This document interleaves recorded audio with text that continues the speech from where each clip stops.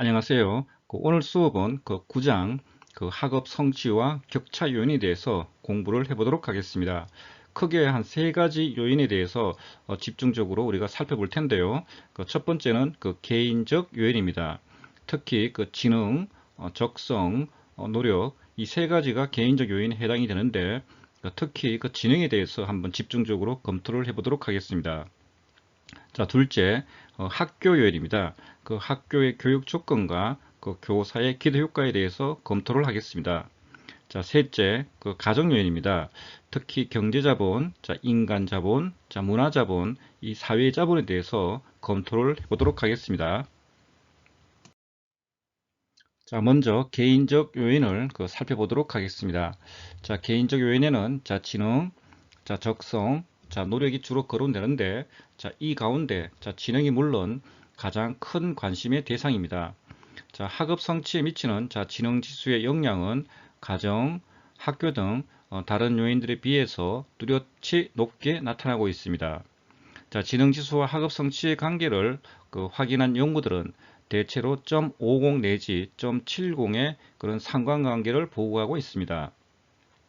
다른 요인들에 비하여 지능의 영향력이 가장 높은 것은 사실이지만, 자, 그렇다고 해서 사람들이 흔히 생각하듯이 지능이 성적을 완전히 결정하는 것은 아닙니다.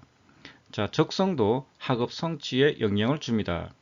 특히 학업 적성은 학문적 성취 수준에 대한 예언력이 높기 때문에, 자, 미국에서는 대학이나 대학원 입학 선발에서 학업 적성 검사를 요구하는 경우가 많습니다. 자, 그런데 자, 지능과 적성은 대부분 학교에 입학하기 전에 결정되고 교육이나 훈련을 통하여 변화시키기가 매우 어렵기 때문에 학교가 인위적으로 조절할 수 없는 요인으로 인식되어 왔습니다.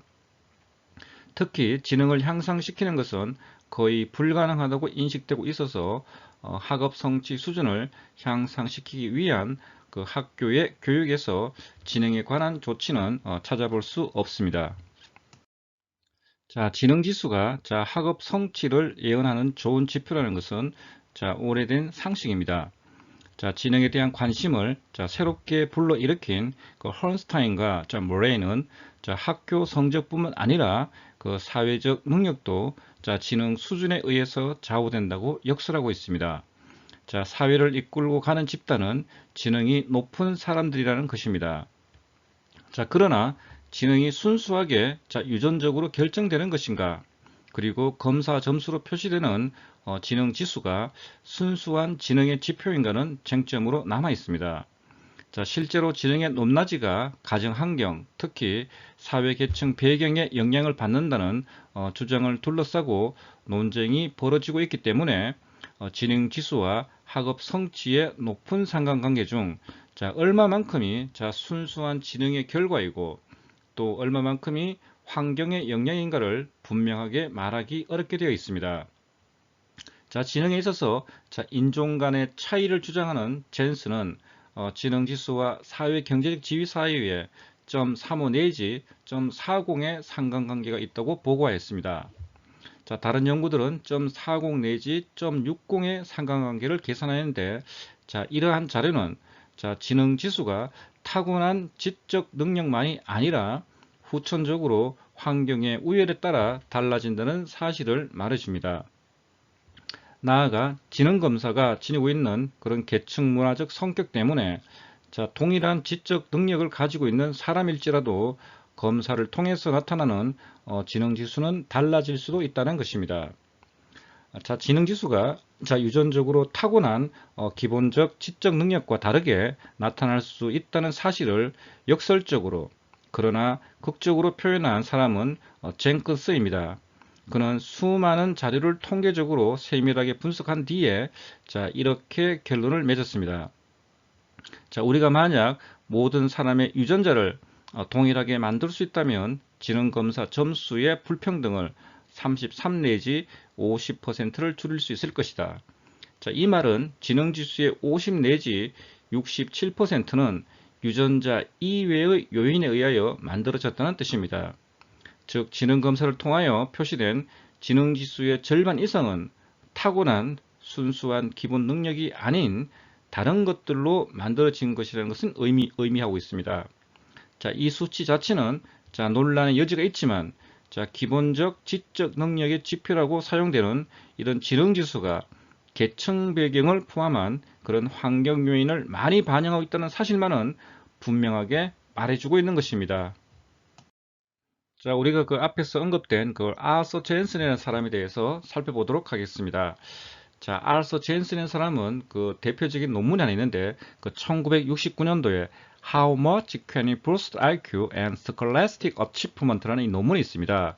자, 지능과 그 학업 성취를 자, 얼마나 끌어올릴 수 있을까 하는 이 논문인데 자, 기본적으로 알서 젠슨은 그 지능이 있으면 보통 우리가 지능이 그 유전적인 요인과 그 환경적인 요인이 있거든요. 그래서 보통 우리가 일반적인 상식에서는 그런 어떤 유전적인 요인과 그런 환경적인 그런 노력이나 문화생활을 통해서 같이 영향을 미친다고 보는 게 보통 일반적인 상식인데 이 아서 젠슨이라는 사람은 이 유전과 환경적인 요인에서 특히 그런 유전적인 요인을 갖다가 상당히 강조하신 분입니다.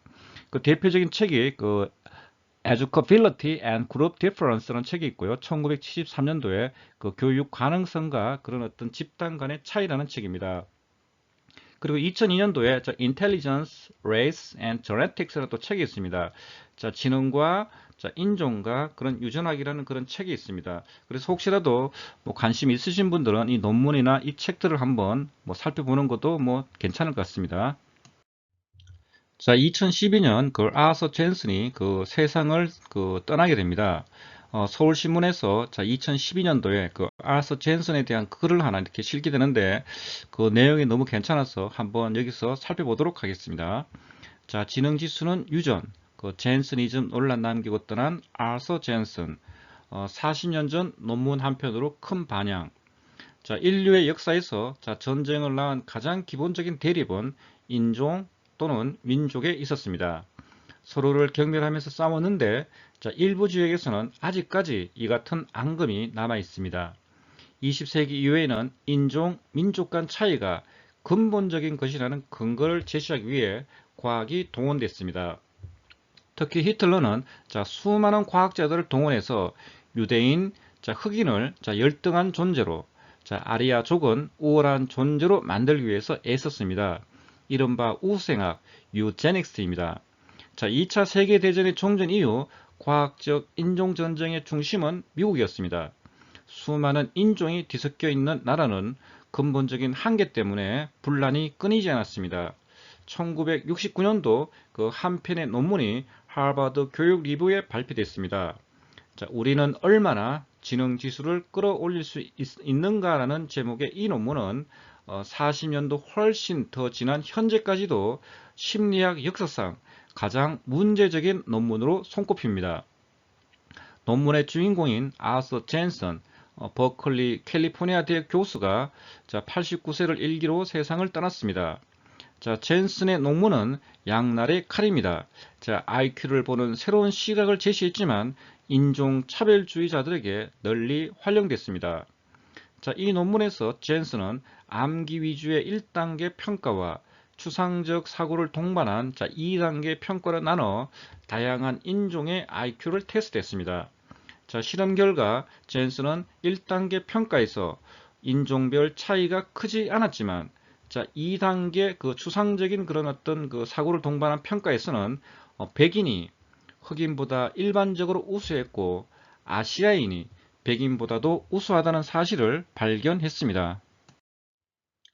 자, 이 같은 결과를 근거로 자, 젠슨은 자, 인간의 지능이 대부분 유전적 요인에서 비롯되며 문화나 교육을 통한 지능 향상은 좀 더 영향력이 낮다고 주장했습니다. 자, 젠슨의 주장은 자, 전 세계적으로 큰 반향을 일으켰습니다. 자, 백인들은 흑인들이 노동자 계급이 된 것엔 근본적인 이유가 있다며 환호했고, 자, 반대편에서는 우생학의 재림이자 인종차별주의라며 젠슨을 비판했습니다. 끊임없는 자, 생명의 위협도 받았습니다. 자, 오늘날 인종에 따른 지능 차이는 그의 이름을 따서 젠슨이즘이라고 불립니다. 하지만 젠슨은 실제로 인종차별주의자가 아니었습니다. 오히려 우생학에 대한 반발로 환경이 모든 지능을 결정한다는 비과학적 주장이 힘을 얻고 있을 때, 유전과 환경의 조합이 지능을 결정한다는 그런 과학적인 주장을 제시하면서 수많은 연구의 효시가 됐습니다. 물론 그 1994년도 발표된 리차드 헌스타인과 찰스 머레이의 벨 커브, 사람들의 IQ는 그 80%까지 유전된다고 주장했고, 유전적 요인과 환경적 요인이 절반씩 작용한다는 통설을 뒤집어서 논란을 불러일으켰습니다. 자, 이런 헌스타인과 찰스 머레이처럼 극단적으로 인용되는 경우도 있습니다. 자, 벨 커브는 지능 지수로 사람을 나누면 그 분포가 그 종 모양을 이루고, 자, 전응아의 대부분이 흑인이라고 서술해서 백인들 사이에서 베스트셀러가 됐습니다. 자, 제임스 풀린 뉴질랜드 오타고대 교수는 사회적인 논란을 낳을 수 있는 그런 문제에 과학적으로 접근하는 용기를 보여준 젠슨은 진정한 과학자였다면서, 자, 오늘날 지능에 대해 과거에 비해 훨씬 더 많은 사실들이 밝혀졌지만 젠슨의 이론 자체를 완벽하게 부정할 수 있는 결과는 없다고 밝혔습니다. 리처드 그 헌스타인과 그 찰스 모레이의 그 대표적인 저작이 바로 그 1994년도에 The Bell Curve, Intelligence and Class Structure in American Life라는 책이 있습니다. 벨 커브, 지능과 어떤 그런 계급 구조라는 그런 어떤 내용인데, 그 앞에서 살펴봤듯이 그 사람들의 그 IQ는 그 80%가 그 유전된다고 주장을 했었고, 그 벨 커브는 그 지능 지수로 그 사람들을 나누면 그 분포가 그 종 모양의 그 정교 분포 곡선을 이루고, 그 전응아의 상당 부분이 그 흑인이라고 이렇게 서술을 하고 있습니다. 자, 여기에서는 그 표준 그 정규 분포 곡선 벨 커브에 대해서 살펴보도록 하겠습니다. 그 오른쪽에 나와 있는 것이 그 표준 정규 분포 곡선 그 벨 커브가 되겠습니다. 보통 그 평균이 그 0이고요. 자, 표준 편차가 일씩 움직이는 곡선이 그 표준 정규 분포 곡선이 되겠습니다. 자, 평균을 그 기점으로 해서 좌우 대칭의 그런 형태를 띠고 그런 종 모양을 보이고 있는 것이 표준 정규 분포 곡선 그 벨 커브가 해당되겠습니다. 보통 우리가 플러스 마이너스 1 표준 편차 그 사이가 약 68.26%가 분포가 되고요. 그 표준 편차 플러스 마이너스 2 사이가 95.44%가 분포가 되는 것입니다.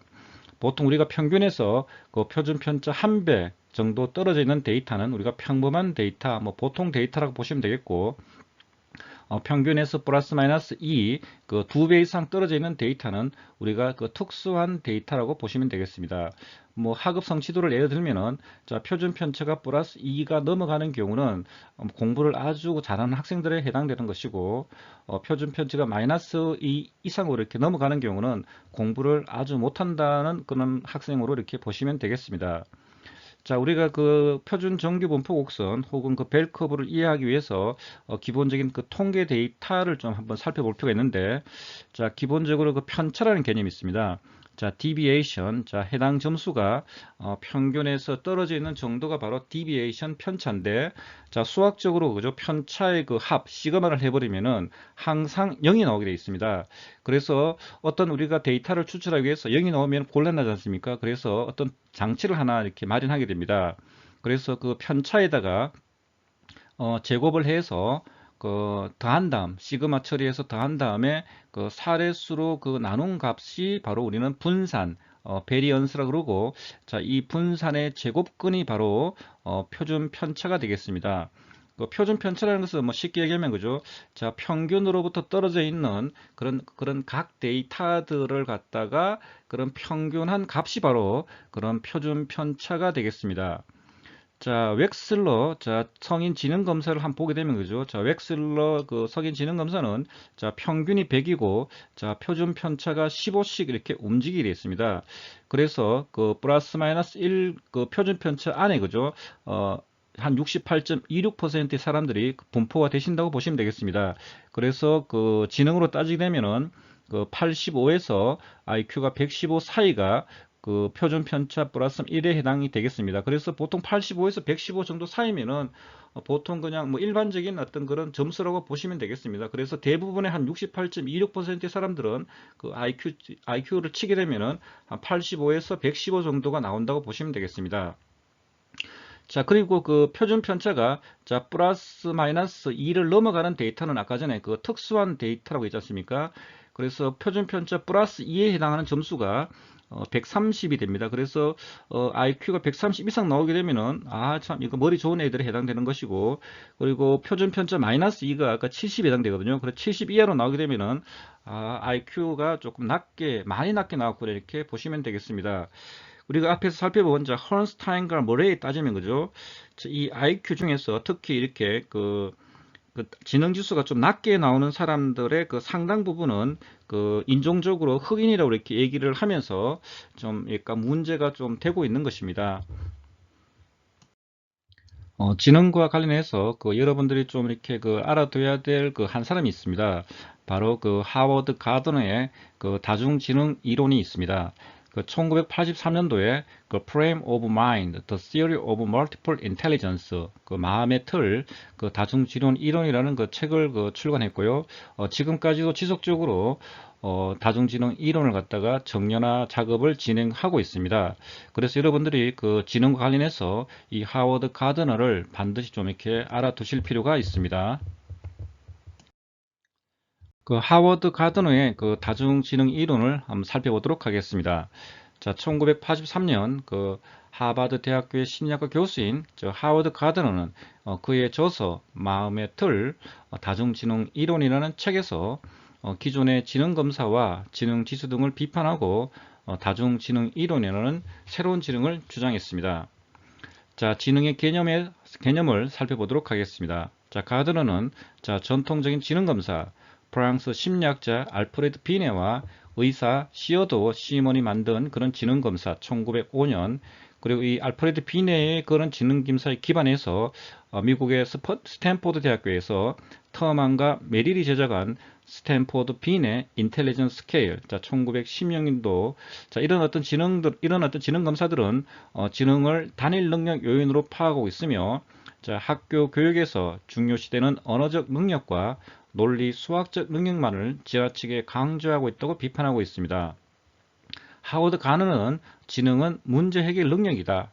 자, 가드너는 지능이란 문제를 해결하는 능력 또는 특정 상황에서 가치 있게 여기는 것을 만들어내는 능력으로 정의해서 자, 문화와 상황에 따라 다른 지능이 요구된다는 것을 강조하고 있습니다. 자, 가드너의 기본 입장을 한번 살펴보겠습니다. 자, 지능이라는 것은 단일한 것이 아니라 서로 별개로 구분되는 9개의 지능들로 구성된다. 자, 지능은 서로 독립적이어서 한 지능에 손상이 생겨도 다른 지능은 작동을 한다는 것입니다. 자, 예를 들어서 말을 할 수 없는데도 자, 미술적인 재능을 지니고 있는 것과 같은 경우입니다. 지능은 서로 상호작용을 합니다. 자, 예를 들어서 문장으로 된 수학 문제를 풀 때 언어 지능과 논리 수학적 지능이 함께 작동해야 문제를 풀 수 있게 되는 것입니다. 지능은 훈련이 가능하며 개인의 잠재적 지능이 얼마나 실현될 수 있는지는 환경에 따라 달라진다는 것입니다. 자, 지능의 발달 속도는 지능의 종류에 따라 다르며 어느 한 종류의 지능에 과도하게 집중할 경우 다른 지능의 발달이 늦어지게 되는 것입니다. 자, 이런 하워드 가드너의 그런 다중지능 이론은 그죠? 젠슨과 허스타인과 모레이가 지능이라는 것은 상당히 유전적인 요인에 좀 가깝다는 것을 이렇게 주장을 했지 않습니까? 반대로 이렇게 그 하버드 대학교의 심리학 교수인 이 하워드 가드너는 그런 유전적인 요인보다는 오히려 환경적인 요인에 의해서 지능이 발달할 수 있다고 이렇게 주장하고 있고, 지능이라는 게 언어적, 논리 수학적 그런 어떤 단일 능력, 이렇게 두 가지 어떤 그런 지능만 있는 것이 아니고 다양한 지능들, 한 9개의 지능들로 이렇게 구성되어 있다는 점을 강조를 하고 있는 것입니다. 여기에서는 그 하워드 가드너의 그 9가지 그 지능을 한번 살펴보도록 하겠습니다. 자, 먼저 언어 지능입니다. 자, 언어 지능이란 자, 단어를 효과적으로 사용하는 능력과 언어의 실용적 영역을 조작하는 능력을 말합니다. 자, 이 방면에 특별히 뛰어난 사람은 자, 토론하고 설득하고 즐기며 효과적으로 가르칠 수 있는 사람입니다. 자, 이 지능에서는 자, 언어의 구조, 음성학, 언어의 소리, 의미론, 언어의 의미, 그리고 언어의 실용적 차원 혹은 실제 활용 등을 통제하는 능력이 포함됩니다. 자, 실제 사용이라 하면 자, 언어를 사용해서 정보를 기억하는 것, 언어를 사용하여 타인이 일련의 행동을 취하도록 하는 것, 이야기하는 것, 자, 언어를 통해 언어 자체를 논하는 것 등을 말합니다. 자, 이 지능을 향상시키는 활동에는 자, 공식 연설, 자, 일기 쓰기, 유머 및 농담, 이야기 만들기 등이 있습니다. 자, 이와 같은 지능은 자, 스토리텔러, 연설가, 정치인, 극작가, 편집자, 기자 등이 관련된 직업이 있습니다. 자, 논리수학지능입니다. 자, 논리수학지능이란 자, 숫자를 효과적으로 사용하고 추론하는 능력을 말합니다. 자, 이 지능은 논리적 규칙이나 관계, 진술이나 명제, 함수와 기타 이와 관련된 추상적 사고 능력이 포함됩니다. 자, 논리 수학 지능을 발현할 때 사용되는 그런 처리 과정의 종류로는 조직화, 분류, 추론, 일반화, 계산, 가설 검증이 있습니다. 자, 전자계산기를 발명한 뉴턴 역시 이 범주에 해당하며 상대성 이론의 아인슈타인도 여기에 속합니다. 자, 논리 수학적인 경향을 가진 개인의 특성은 자, 추론하고 자, 결과를 내며 자, 원인과 결과의 관점에서 사고에서 가설을 만들어내고 개념적인 규칙성이나 수와 관련된 유형을 찾아내며 생애 일반적이고 합리적인 관점을 즐긴다는 것입니다. 자, 이 지능을 향상시키는 활동에는 자, 수열, 3단 논법, 계산법, 문제 해결 등이 있으며 자, 이와 같은 지능은 자, 수학자, 회계사, 통계 전문가, 과학자, 컴퓨터 프로그래머, 논리학자 등이 관련된 직업이 있습니다. 세 번째 그 공간지능입니다. 자, 공간지능이란 자, 그림과 이미지와 관련된 지능으로 자, 시각적, 공간적 세계를 정확하게 지각하고 그 인식에 기반을 두고 변화를 가미할 수 있는 능력을 말합니다. 자, 이 지능의 주요 능력은 자, 시각 세계를 정확하게 지각할 수 있고 처음에 지각에 의하여 변형이나 수정을 할 수 있으며 적합한 물리적 자극이 없어도 시각적 경험을 재창조할 수 있는가에 대한 능력입니다. 자, 공간적 지능이 높은 사람은 시각적인 시안에 대하여 민첩한 통찰력을 가지고 있으며 생생하게 시각화하며 개념을 기하학적으로 구성하거나 스케치하며 3차원적인 공간에 쉽게 적용합니다. 자, 이 지능을 향상시키는 활동에는 항해, 지도 제작, 체스 게임, 상상하기, 색채 배합하기, 패턴 디자인, 그림, 조각, 사진 활동, 관찰 활동, 창조 활동 등이 있고, 자, 이와 같은 지능은 안내가, 실내 장식과 건축과 예술과 발명가 등이 관련된 직업이 있습니다. 자, 네 번째 음악 지능입니다. 자, 음악 진행의 기본적인 성격은 자, 리듬과 멜로디를 인지하고 감상하며 만들어낸다는 것입니다. 자, 이것은 음악적 표현을 지각하고 변별하고 변형하고 표현하는 능력을 말합니다. 자, 이 진행에서는 음악의 가락, 리듬, 음조, 멜로디, 음색, 음정에 대한 민감성이 포함됩니다. 자, 사람에 따라서는 자, 음악에 대한 영상적 혹은 포괄적으로 이해할 수 있고 형식적 혹은 분석적으로 이해할 수도 있으며 이 두 가지의 이해 능력을 다 가지고 있는 경우도 있습니다. 자, 여러 재능들 중에서 자, 음악적 재능은 일찍 나타납니다. 따라서 음악에 대한 특별한 감각과 다른 지적 능력과의 관계를 밝혀줍니다. 자, 이 지능을 향상시키는 활동에는 자, 리듬 패턴 파악하기, 작곡이나 편곡, 배경음악 선곡하기, 악기 연주하기, 노래하기가 있습니다. 자, 이와 같은 지능은 음악 평론가, 작곡가, 연주자 등이 관련된 직업이 있습니다. 다섯 번째, 신체 운동 지능입니다. 자, 신체 운동 지능이란 자, 신체에 관련되는 지능으로 자, 몸 전체를 사용하여 자, 어떤 생각과 느낌을 표현하는 능력 또는 손을 사용하여 사물을 만들어내고 변형시킬 수 있는 능력을 말합니다. 자, 가드너는 몸의 움직임을 조절하는 능력과 대상을 기술적으로 다루는 두 능력을 핵심 능력으로 다룹니다. 자, 이 지능은 조종력, 균형, 손재주, 힘, 유연성, 속도, 고유 수용성 감각과 촉각적 능력 등 구체적인 신체 기술을 포함합니다.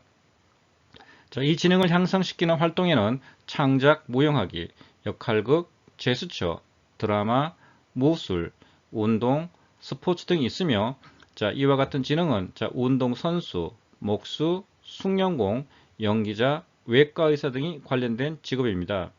또한 하이킹, 댄싱, 조깅, 캠핑, 수영 등 신체적 활동을 즐기는 사람도 이 범주에 들어갑니다. 자, 여섯 번째, 대인관계 지능입니다. 자, 대인관계 지능이란 자, 타인을 이해하고 자, 그들과 의사소통하며 타인의 기분, 동기, 느낌 등을 인식하고 그러한 기능의 차이점도 구분할 수 있는 능력을 말합니다. 자, 여기에는 얼굴 표정, 목소리, 몸짓 등에 대한 민감성뿐만 아니라 상대방의 기분, 감정, 의도를 읽을 수 있는 단서들을 구분할 수 있는 능력, 그리고 그런 단서들에 대해 효과적으로 잘 대응할 수 있는 능력 등이 포함됩니다. 특히 이는 다른 사람들의 분위기, 기질, 의도, 욕구를 알아내고 이에 반응할 것을 요구합니다. 자, 이 지능을 향상시키는 활동에는 자, 피드백 주고받기, 타인의 감정에 대한 이해, 협력 학습 전략, 1대1 대면, 공감, 분업, 집단 프로젝트 등이 있습니다. 자, 이와 같은 지능은 중재자, 교사, 카운슬러, 심리치료사, 정치가, 종교 지도자 등이 관련된 직업이 있습니다. 일곱 번째, 자기 이해 지능입니다. 자기 이해 지능이란 자신의 생각과 느낌을 이해하고 삶을 반성하고 성찰하는 데 갖고 있는 지식을 활용하는 능력을 말합니다. 자, 이 지능에는 자기 자신의 강점과 약점에 대한 정확한 사항을 가지고 내면의 감정, 의도, 동기, 기질, 욕망 등을 인식하며 높은 자기 훈련, 자기 이해, 자아 존중감을 보이는 것을 말합니다. 또한 자기 통제와 자기 관리 능력과 자존감을 유지하려는 의지와 능력이 포함됩니다. 내면적인 자아와 관련되는 지능입니다. 자, 이러한 사람들은 자신의 감정 속으로 깊이 빠져들어가 여러 가지의 다른 내적인 감정 상태의 다른 점들을 식별할 수 있고 자신의 생애를 풍부하게 반성적이며 명상에 몰두합니다. 반면 그들은 매우 독립적일 수 있으며 목표 지향적이고 자기 수련을 하는 사람들입니다. 그러나 그들은 혼자 있는 것을 즐겨하며 다른 사람들과 함께 일하는 것보다 혼자 일하는 것을 좋아합니다. 자, 이 지능을 향상시키는 활동에는 자, 내성적 사고, 사고 전략, 집중 기술, 추론, 자아인식, 목적인식, 감정관리, 행동관리 등이 있습니다. 소크라테스와 같은 철학자가 대표적인 인물이라고 할 수 있으며 자, 이와 같은 지능은 소설과 상담가, 임상학자 등이 관련된 직업입니다. 자, 여덟 번째, 자연 친화 지능입니다. 자연 친화 지능이란 주어진 환경에서 변별, 분류, 활용하고 자연의 생태계를 이해하며 자연과 문명과의 관계를 볼 수 있는 능력입니다. 자연 친화 지능이 강한 학습자는 동물과 식물 등 자연을 좋아하며 조사, 분석, 관찰과 종합하기를 좋아합니다. 자, 이 지능을 향상시킬 수 있는 활동으로는 견학, 소풍, 자연보호, 애완동물 키우기, 동식물 관찰하기 등이 있습니다. 자, 이와 같은 지능은 자, 생물학자, 식물학자, 과학자, 정원사, 수의사, 해양학자, 지질학자, 동물원 관리자 등이 관련된 직업입니다. 아홉 번째, 실존 지능입니다. 자, 실존 지능은 하워드 가드너가 지금 정년해 가고 있는 그런 지능에 해당이 되겠습니다. 실존 지능을 갖다가 영어 문장을 한번 보면 그죠? 자, ability to question about the existence of humans, death, the meaning of life, and the reason of existence. 이게 무슨 말이냐면은, 자, 인간의 그런 존재, 그리고 죽음, 그리고 삶의 의미, 존재의 이유에 대해서 그죠? 질문하고 그런 사유하는 그런 어떤 능력에 해당이 되겠습니다. 아마 철학가가 이런 어떤 관련되는 직업에 좀 해당될 것 같습니다. 철학가라든지 아니면 사색가 아니면은 종교에 그런 어떤 관련되는 직업을 갖고 있는 분들이 아마 여기에 해당이 되겠습니다. 2014년도에 경향신문에서 그 하워드 가드너 교수와 그 인터뷰한 그 내용이 있습니다. 뭐 내용이 상당히 괜찮아서 그 인터뷰한 내용들의 그 일부를 한번 그 살펴보도록 하겠습니다. 그리고 그 인터뷰를 진행한 그 안희근 그 기자분께서 그 다양한 석학들과의 인터뷰한 내용들을 그 책으로도 이렇게 출판을 했습니다. 그 문명 그 길을 묻다라는 책이 있는데 혹시 관심 있는 분들은 뭐 이 책을 한번 그 읽어보실 것을 뭐 권장드리겠습니다. 언어 수리 능력 재는 시험이 외중나, 외사어나 같은 그런 사유 능력을 측정하지는 못한다. 그 제도 안의 그 학벌 편견 문제, 남의 평가에 휘둘리지 말고 스스로 자신을 평가하라. 자, 요즘 대학 입시 발표가 나고 있습니다. 자, 결과에 따라 집안 분위기가 달라집니다. 한국은 대학이 마치 교육 레이스의 결승점처럼 됐어요. 대학을 가야 하고 이름 높은 학교를 가야 남은 인생이 보장된다는 안도감을 얻습니다. 자, 왜 부모들이 자식을 그렇게도 명문대에 보내고 싶어 할까요? 다른 사람의 자식들이 그곳에 있기 때문입니다. 자, 성적 높은 학생들이 모인 그런 학교에 가면 그들과 어울릴 수 있을 거라는 믿음 때문입니다. 물론 그 네트워크를 무시할 수는 없습니다. 그렇지만 저는 그렇게 시험 점수로 사람들을 1등부터 꼴찌까지 줄 세우는 것을 반대합니다. 자, 왜냐하면 똑똑하다고 칭찬할 만한 능력은 성적이 좋은 경우뿐 아니라 여러 다른 재능들에도 있기 때문입니다. 모든 사람을 하나의 시험으로 평가하는 일은 근본적으로 어느 특정한 능력에만 찬사를 보내고 미화시키는 것입니다. 그렇게 오랜 시간 수학과 언어 능력 중심으로 사람들한테 영광을 얻게 해준 것입니다. IQ 검사를 보다 정교하게 보완한 검사 중 하나가 미국 고등학생들이 대학 입시를 위해 치르는 SAT입니다. 자, 한국 시험도 이와 비슷할 것 같은데요. 자, 언어 점수와 수학 점수를 중시하는 일종의 단일 지능 위주의 테스트입니다. 20세기 산업 패턴에 맞춰진 테스트입니다. 자, 이런 시험으로는 다른 사람들을 이해하고 자기를 바라보는 능력, 예술적인 자질, 창의력은 평가할 수 없습니다. 실제 우리 생활에서 매우 필요한 능력인데도 말입니다.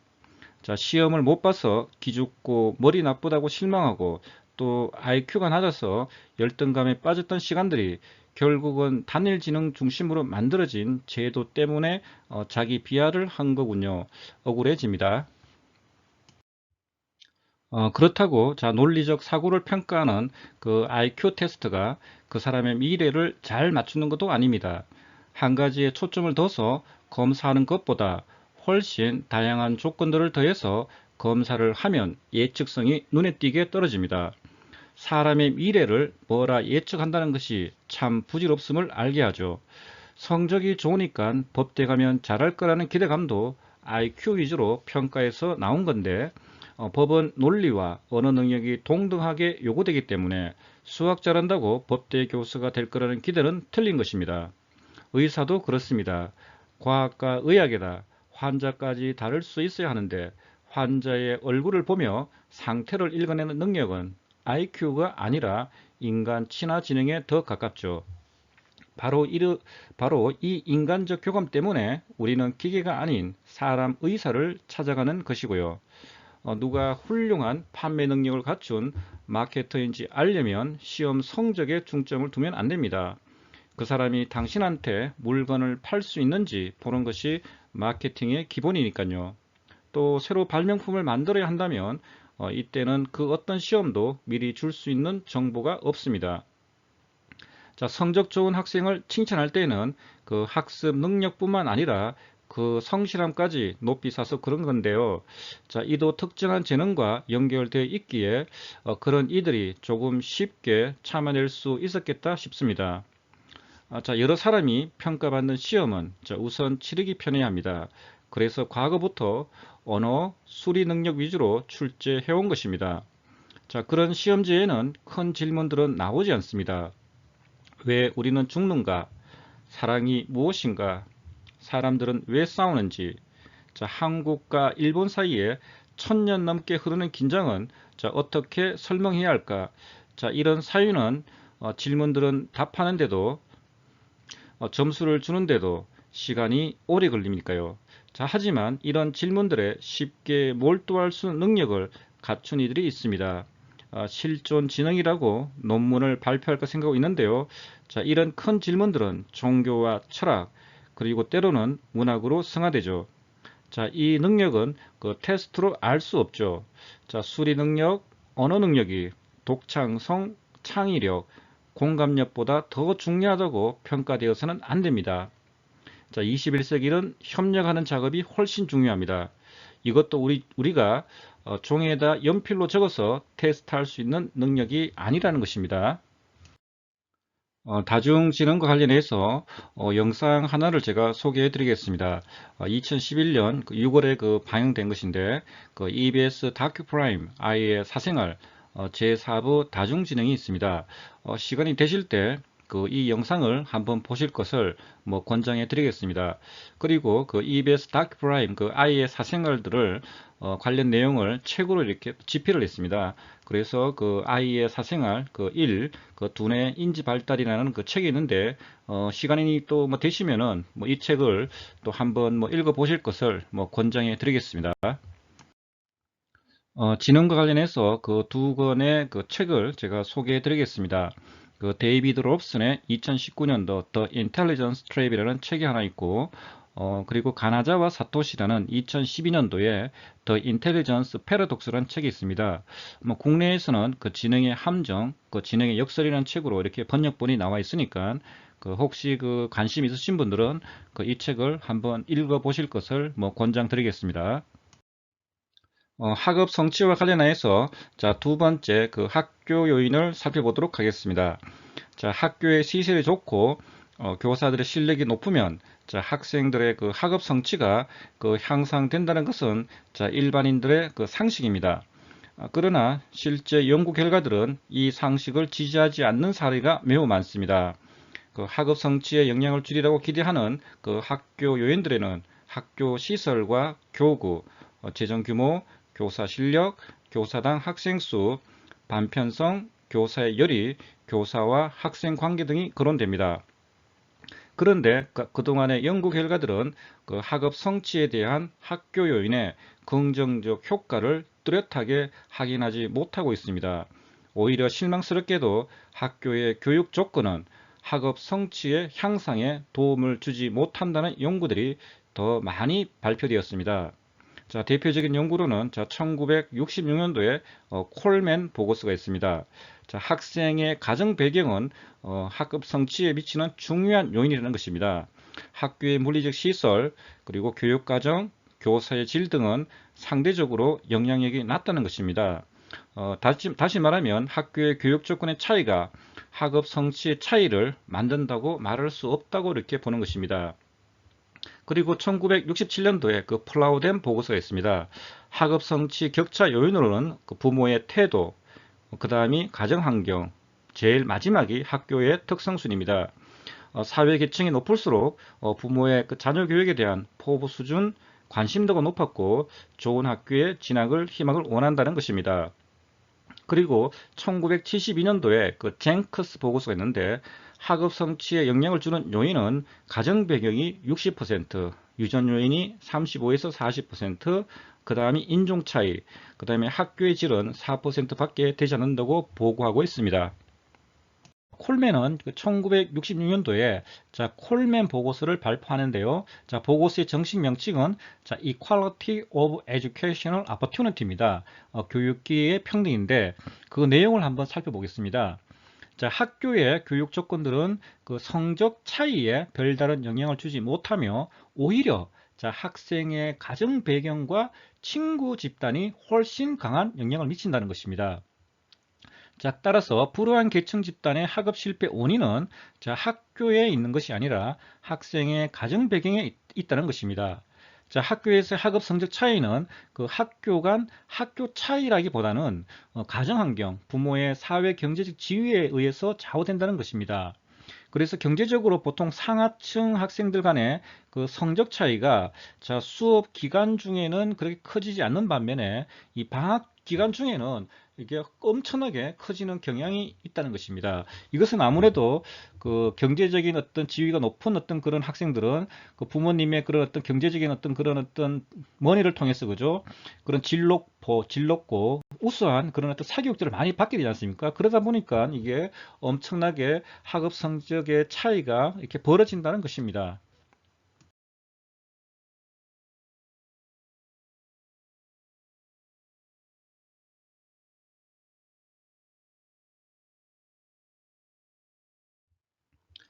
플라우덴 보고서를 살펴보도록 하겠습니다. 자, 플라우덴 보고서는 자, 영국의 교육부 장관이 그 1963년도에 그 유아교육과 그 초등교육을 좀 연구를 진행하기 위해서 그 Central Advisory Council for Education 중앙교육자문위원회를 갖다 이렇게 만들게 됩니다. 그 중앙교육자문위원회의 그 위원장이 바로 그 브리어 프라우덴이 이렇게 맡게 되는데 이 프라우덴의 이름을 따서 프라우덴 보고서라고 이렇게 이름을 짓게 되는 것입니다. 연구가 한 3년 동안 이렇게 진행이 되고요. 보고서는 그 1967년도 이렇게 나오게 되는 것입니다. 그 내용을 한번 살펴보겠습니다.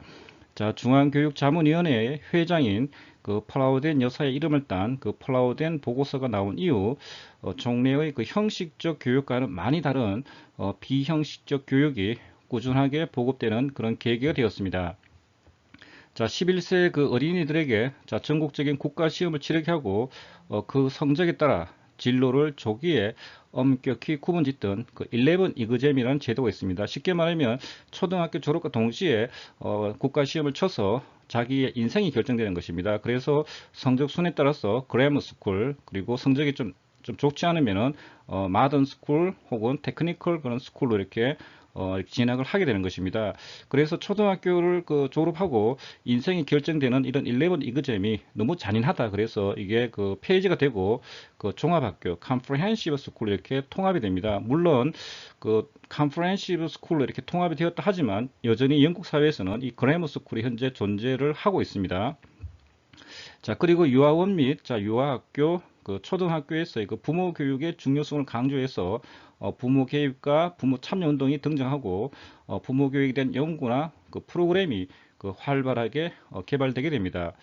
기본적으로 이 프라우덴 보고서의 기본적인 이 원칙은 그 아동 중심 그런 어떤 교육입니다. 그래서 그 콜린 리차드라는 사람이 The Study of Primary Education이라는 그 책에서 이 프라우덴 보고서에서 그 아동 중심 교육의 그 지향을 하고 있는데 이 아동 중심 교육이라는 게 궁극적으로 말한다 Public Forms of Knowledge 쉽게 말하면 공적인 그런 지식의 형식이라는 그런 지식 교육을 갖다가 등한시한다는 어떤 그런 문제점을 지적을 뭐 하고 있기도 합니다.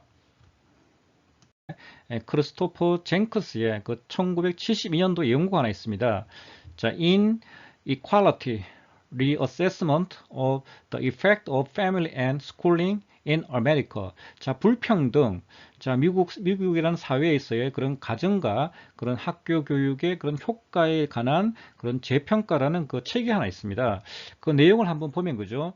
자, 젠크스는 자, 학업 성취에 영향을 주는 가장 큰 원인으로 자, 가정 배경과 자, 학생의 인지 능력을 들었습니다.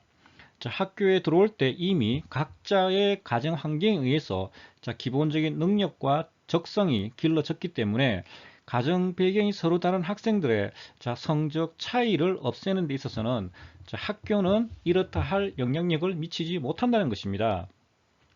따라서 학교 교육의 연한이나 자, 인지적인 요인과 개인의 수입에는 별 상관이 없으며 자, 아버지의 직업이나 자, 교육도 자, 아들의 수입에 거의 관련이 없다는 결과를 제시해서 교육의 그 사회 평등 효과에 그 회의적인 입장을 표명을 하고 있습니다.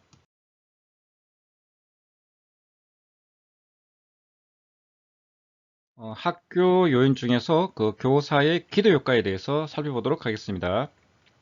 대표적인 인물을 그 한 명 꼽으라면은 그 로버트 로젠탄을 둘 수가 있습니다.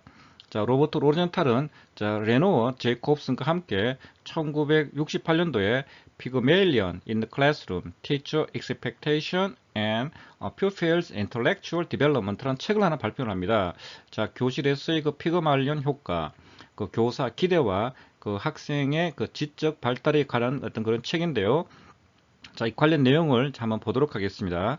자, 로젠탈과 제이콥슨의 연구는 자, 성적이 올라갈 것으로 자, 교사가 기대하는 학생은 실제로 성적이 올라간다는 일종의 자성적 예언이 학급 상황에 그대로 적용된다고 그들은 결론을 내렸습니다. 자, 실험 결과를 요약하면 자, 학생이 학업 성취의 향상을 보이리라는 그런 교사의 기대가 실제로 성적의 향상을 가져오는데 자, 이 기대 효과는 저학년과 그리고 하류 계층 학생에게 더 뚜렷하게 나타난다고 합니다. 자성적 예언 이론이란 자, 인간의 사회적 행동은 자, 어떤 행동을 하리라는 주위의 예언이 행위자에게 영향을 주어서 결국 그렇게 행동하도록 만든다는 것입니다. 자, 교사의 기대 효과에 대한 그 개념들을 정리해 보도록 하겠습니다. 그 타인의 긍정적 기대나 믿음이 있을 때 자신도 스스로를 긍정적으로 인식하게 되고 그 기대대로 행동하게 되는 현상을 로젠탈 효과, 피그말리온 효과, 자기 충족적, 자기 실현적, 자성적 예언 효과라고 합니다. 특히 또 병원에서는 그 플라시보, 위약, 가짜약 효과라는 게 있는데 의사가 환자에게 가짜약을 투여하면서 진짜 약이라고 하면 그 환자의 좋아질 것이라고 생각하는 믿음 때문에 그 병이 낫는 현상을 말합니다. 자, 이와는 반대로 자, 어떤 사람에게 자, 부정적인 그런 편견의 낙인이 찍히면 자, 실제로 그 부정적인 생각이 마음에 자리 잡게 되고 그 낙인대로 행동하게 되는 현상을 우리는 스티그마 효과 혹은 낙인 효과라고 합니다. 세 번째, 그 가정 요인입니다. 그 학업 성취에 대한 그 학교 요인의 영향력이 불분명하고 그 가정 환경의 영향력이 뚜렷하게 드러나자 연구자들의 큰 관심은 가정으로 향하였습니다. 자, 콜맨은 그 학업 성취에 대한 가정 역량을 규명하는 데 있어서 그 사회 자본이라는 개념의 유용성에 주목하였습니다.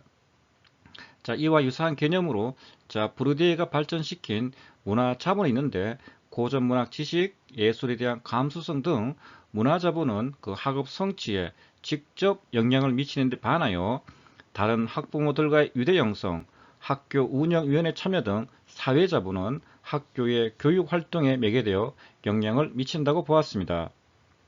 자, 번스타인도 가정이 학업 성취에 미치는 영향에는 부모들이 사용하는 그런 언어의 질과 가정의 교육적 분위기가 중요하다는 점을 강조함으로써 문화 자본의 관점을 보여주었습니다. 학업 성취에 작용하는 문화 자본의 구성 요소에는 가정에서 사용하는 언어의 특성, 부모의 자녀에 대한 동기 유발 수준, 문화활동 참여, 가정의 독서 습관 등이 포함됩니다. 자, 가정 배경이 학업 성취 격차에 이렇게 많은 영향을 준다면 어떤 방식으로 영향을 미치는 것일까? 자, 부모의 직업 지위가 높거나 낮은 것이 또는 부모의 교육 수준이 높거나 낮은 것이 자녀의 학업 성취 수준에 구체적으로 어떻게 작용하는가? 자, 가정과 학업 성취를 매개하는 기제가 어떤 것인가? 자, 가정과 학업 성취를 매개하는 기제에 관하여 4가지 설명이 있습니다. 자, 가정마다 자녀의 학업 성취를 도와줄 수 있는 여러 가지 자원들을 가지고 있는데 그 자원들을 일종의 자본이라고 하면 자본의 성격에 따라 재정자본, 인간자본, 문화자본, 그런 사회자본으로 구분할 수 있습니다. 자, 경향신문이 2019년 9월 30일에 게재한 90년대생 불평등 보고서 그 환승 어려워진 계층순환 버스와 그 유시스가 2020년 2월 20일에 게재한 5분위별 가구당 월평균 소득을 한번 보도록 하겠습니다.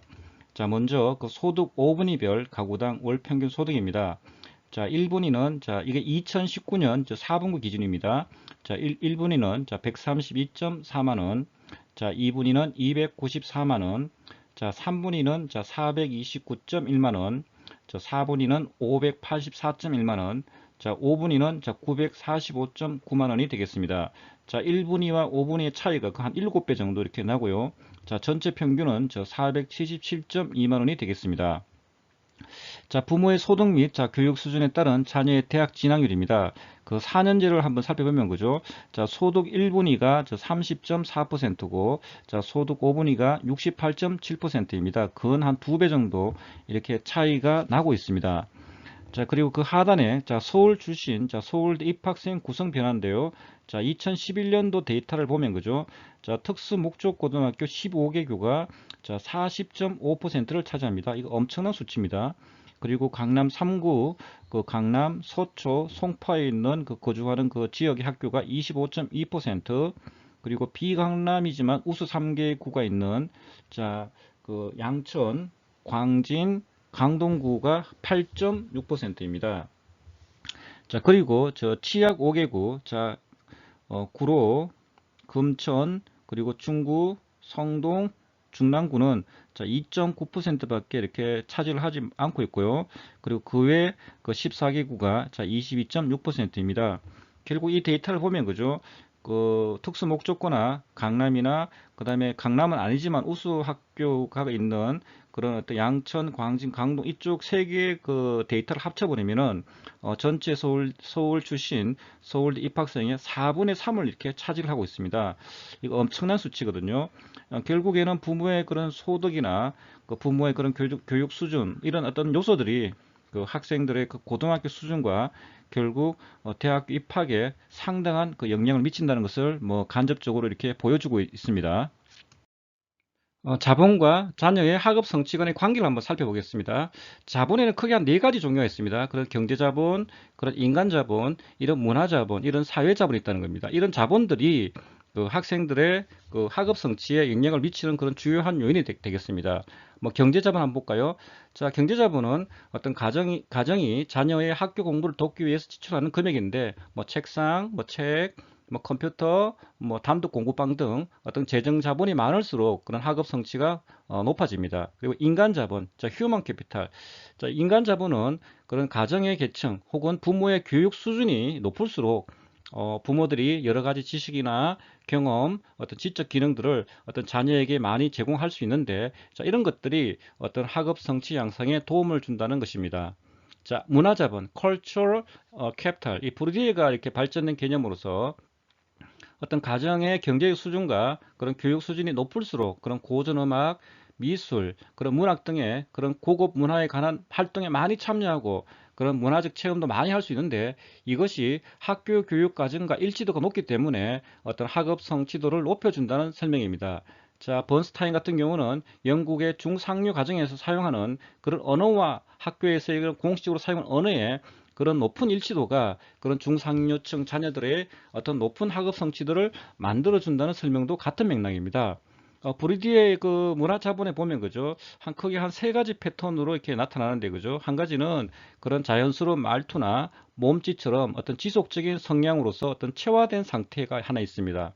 그리고 책이나 그런 미술품 등의 다양한 문화 재화로서의 그런 대성화된 상태, 그리고 어떤 지적인 자격을 부여하는 그런 성인된 형식인 그런 학위, 졸업장, 그런 자격증 같은 그런 제도화된 상태로서의 그런 문화 자본이 있습니다. 그래서 체화된 상태, 대성화된 상태, 그런 제도화된 상태로서의 그런 세 가지 유형의 문화 자본이 있다는 것입니다. 그 뭐 사회 자본, 뭐 관계 자본은 이거는 그 콜맨이라는 사람이 얘기를 했었는데, 이 그 가정의 영향은 그런 부모와 자녀 간의 관계, 그리고 화목한 가족 관계라든지 그 부모와 자녀 간의 그런 상호 신뢰와 유대감, 그리고 자녀 교육에 대한 그런 관심과 열의, 그런 학습 도우미 역할을 한다든지 이런 것들이 부모와 자녀 간의 그런 관계 자본이 되겠습니다. 자, 이런 것들을 넘어서서 그런 지역 사회와 그런 학교를 포함하는 그런 사회적인 관계, 뭐 학부모회, 그런 뭐 학교 운영위원회, 그런 사교 모임, 클럽 같은 이런 것도 전부 다 사회적인 자본에 해당되겠습니다. 쉽게 말하면 연줄이 되겠죠. 이런 사회 자본은 한 개인이나 집단이 어떤 동원하고 활용할 수 있는 그런 사회적인 연줄과 그런 관계망에 해당되겠습니다. 그래서 이런 그 경제 자본, 인간 자본, 그런 문화 자본, 이런 사회적인 자본들이 학생들의 자녀들의 학업 성취에 상당한 정도로 영향을 미친다는 얘기입니다. 학업 성취와 그 격차 문제에 대해서 개인적 요인, 그 학교 요인, 그 가정 요인 세 가지 측면에서 검토를 했습니다. 자, 이렇게 그 오랜 시간 동안 이렇게 강의를 끝까지 들어주셔서 너무나 감사드립니다. 네, 오늘도 수고하셨습니다.